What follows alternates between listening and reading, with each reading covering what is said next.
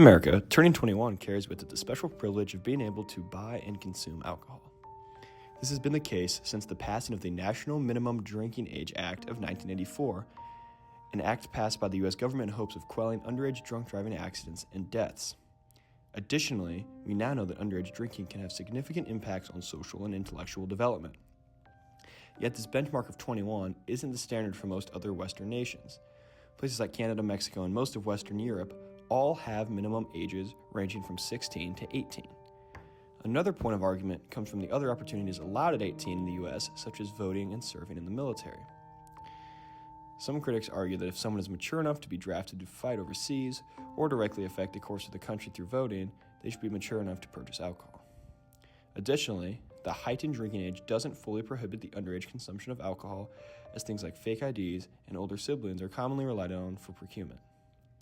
So the question remains, is the minimum drinking age of 21 still the most logical choice, or should the U.S. shift it down or even up? In this documentary, we will hear from medical experts, former law enforcement, and some teenagers themselves to get a better understanding of what age is best for the U.S. The effects of alcohol on an underage mind are probably most concerning on the frontal lobe. The frontal lobe of your brain is not fully developed until about age 25, and that's the part of your brain that's really responsible for making decisions, judgments, risk-taking. That's why we know a lot of times teenagers have some struggles in those areas. Also, we know that alcohol is a depressant, and unfortunately, there's a crisis in young people in their teens to early 20s who are really struggling and suffering from depression, and alcohol can worsen that. Some people have a genetic predisposition to addiction as well, and they really have to be careful with any alcohol use. There's a lot of new information coming out about the risks of alcohol, specifically with cancer risk. Most people don't know that. Probably less than half of Americans realize that alcohol is a significant risk for cancer. It's hard to say a specific age, but from a medical standpoint, I think before anyone decides to drink or use alcohol, they do need to be well educated on the risks, and that's something we're not doing a very good job of. Arbitrarily, you could choose 25 because that's kind of the age that we know most people's brains are mostly fully developed, especially that frontal cortex.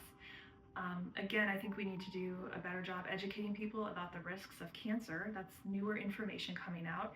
We've done a really good job educating people of the risks of tobacco abuse and cancer, and I think it's going to be similar with alcohol. There's not going to be a lot of difference. So again, people need to be educated on that risk before they decide to drink.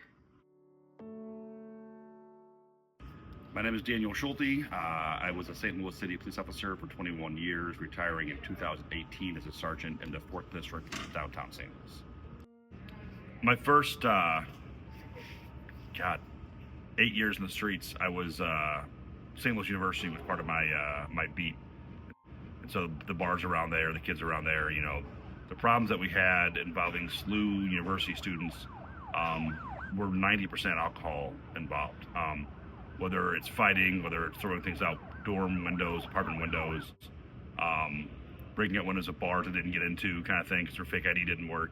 But 90% of the crimes that we had involving SLU university students usually involved alcohol. 21 is an arbitrary number that is, it kind of does fit. You're over the legal age to join the military, you're out of high school, you're either in the job force or you're in college where you are a trusted adult for certain things. It could be as high as 25, when your brain's developed, but I think it's a pretty good number.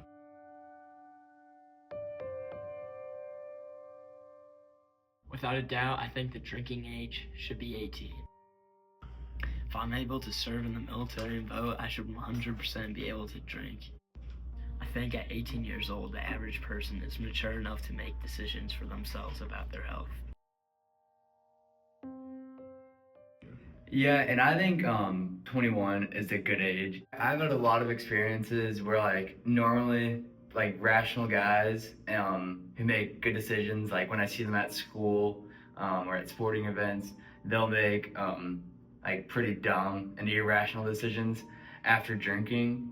And I think the biggest issue is drinking and driving. But I think 21 is a good age because, at least for people at SLU, they've already been like maybe 2 or 3 years into college, so they're a bit more into that adult life, and yeah. 21, 25, 18. 4 unique perspectives and some equally unique insights. From the medical aspect of increased risk of depression, cancer, brain formation damage, and alcohol dependency, to the behavioral issues of fighting and violence. The issue of alcohol as it relates to young people is a complex and divisive issue full of strongly opinionated people. Yet some overlap and common ground can be found in the reasoning of multiple people. Both Dr. Jones and Mr. Schulte pointed to 25 as being the best answer to the age limit question, citing this as an age of final brain development, particularly of the frontal lobe. SLU senior Alex Bedania also hinted as this as he made his claim for 21. He recounted how normally rational people that he knew would be swayed towards irrational decisions when under the influence of alcohol. In particular, he mentioned the issue of drunk driving. However, not everyone agreed 21 or up is the most logical choice for the legal age. Senior Mason Lauber argued for age 18, claiming that if someone is mature enough to be able to vote or serve in the military, they ought to be mature enough to drink alcohol. All of these perspectives have their own truths and merit. The divisive nature of their arguments and diverse nature of their arguments highlight how the issue of alcohol use, especially with regards to young people, is an extremely complex issue with a multitude of angles and approaches. So even after all of this, the question still remains. For the United States, what is the best age and legal limit?